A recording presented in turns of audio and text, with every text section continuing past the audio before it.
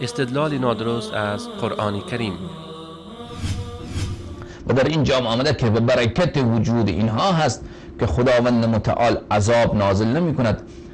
بله، و ما کان الله معذبهم و انت فیهم و ما کان الله یعذبهم و انت فیهم، که به برکت حضرت رسالت پناه و ائمه طاهرین علیهم السلام بعد ازشان عذاب الهی بر همه مردم نازل نمی شود.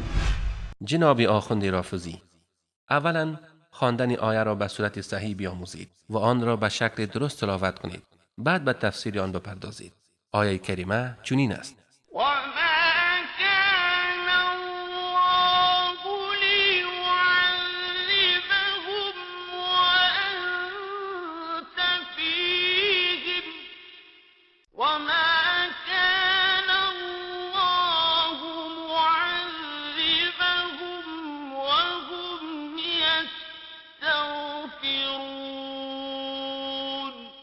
و تا تو در میانشان هستی، الله آنان را عذاب نمی دهد و نیز در حالی که آنان آمرزش می خواهند، الله ایشان را عذاب نمی نماید.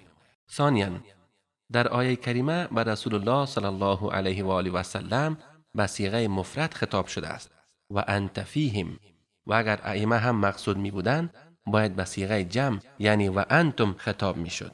پس مشخص است که این چیز فقط ویژه رسول الله صلی الله علیه و آله و سلم است.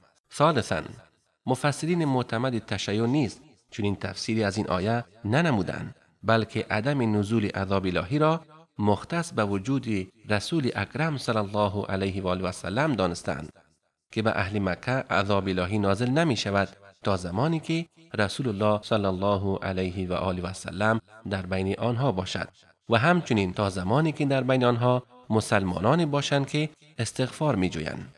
مراجعه شود به التبیان فی تفسیر القرآن، تفسیر مجمع البیان طبرسی و تفسیر المیزان از علامه طباطبایی و واضح و آشکار است که چنین تفسیری برای خودتان برای اثبات اهداف و معتقدات نادرستتان است. رابعاً، اگر وجود ائمه مانع نزول عذاب الهی می بود، پس چرا زلزله های گوناگونی بر مناطق شیعه نشین بم، رودبار و آذربایجان غربی نازل گردید و امام زمان خیالیتان مانع نزول چنین زلزله هایی نشد؟